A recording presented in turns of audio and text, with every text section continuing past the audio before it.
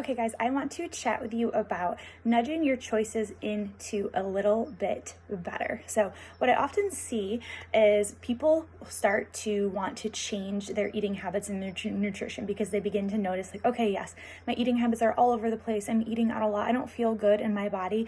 I want to make a change. So, that's this kind of side of, let's say, a spectrum.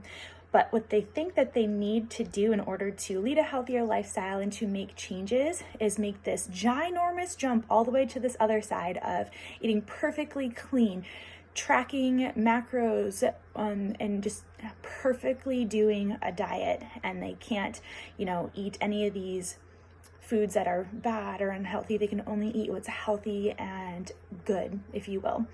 And honestly, this jump from over here to here is really hard.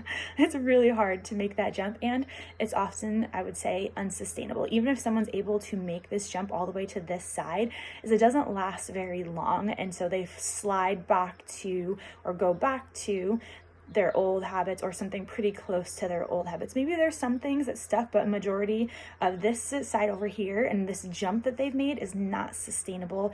It's unrealistic because honestly, like if we think about the context of real human life, like you're probably going to you probably can't eat perfectly all the time and you're busy, and also you're probably going to have cookies or go out to eat, things like that.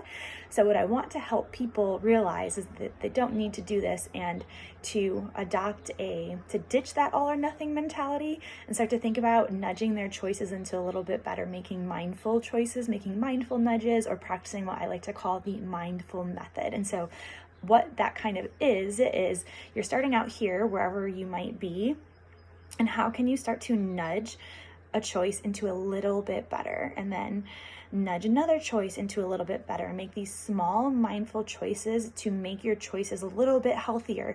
And over time, as you're making a small mindful little nudge and making a choice a little bit better, and you master that choice, you master that habit, that skill, that practice, that behavior, you can start to add in a little bit more and master that and make more mindful, healthier little behaviors and choices. And over time, you can get to a place where slowly you've made more mindful choices, and the level of your health has improved, as well as you might have started to see some progress towards your goals.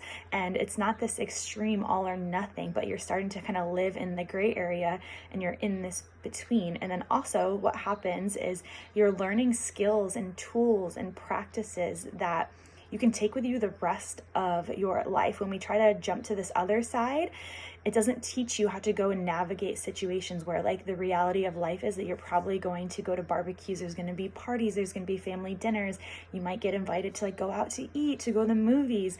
And so starting here on the end, where you learn tools and skills of how to make better choices and how to make better choices when you're going out to eat and things like that, there's skills that you can take with you for the rest of your life. Because the reality is you're probably going to have, like I mentioned, scenarios where there's going to be food around you that might not fit on this perfect side of the spectrum.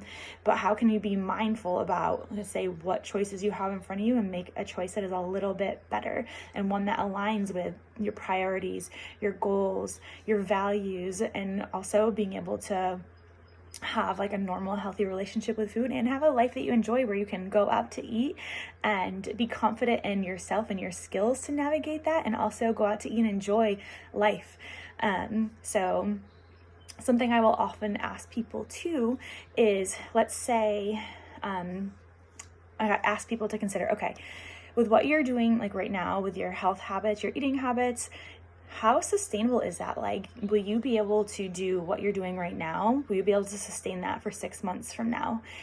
How about a year? How about 2, 3, 5 years? Because I would say on this side of the spectrum, where maybe choices are completely mindless and they're unhealthy, you're eating out for breakfast, lunch, and dinner, and you just really don't feel good in your body because you are not really eating great stuff and you're just really not investing in your health whatsoever. That's not sustainable.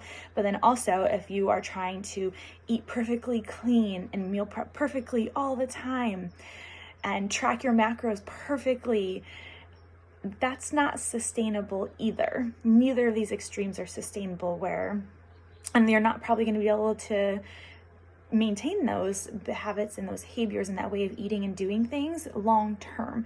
Maybe for specific things, like very specific body composition goals of like bodybuilding, someone could sustain that, but you also have to like count the cost of those sort of things. Or even, you know, the way that you're doing things right now, if it's on the extreme end, counting the cost of how worth it is it to me to be doing these things, and like say cutting out certain things. Or then also count the cost of being unhealthy, or count the cost of like if you're constantly working like really long days, and because you're choosing to work really long days, you're not investing in your health by going and moving your body, as well as eating a little bit healthier. I would say the costs of both of those extremes are pretty high. So that's another little mindset perspective to just kind of change, like counting the cost. Specifically, like I'll give an example really quick of like bodybuilding. Like there's a really high cost to getting that. It took up so much of my life and my time and my mental energy, and then also it came with a cost of hurting my health. It hurt my mental, my emotional, and my physical health of doing that. And so it comes with a cost. There is a price, and you have to consider, like, is it worth it?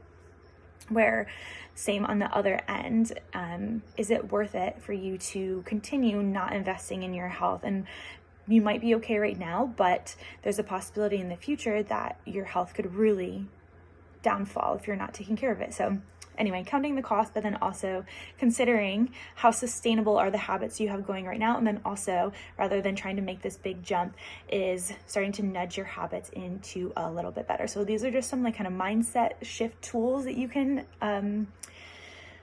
practice, as well as the one that I really love is like starting to nudge your choices into a little bit better. Make small little choices that are slightly better, and like do that consistently. So I hope this was helpful, and we'll talk to you soon.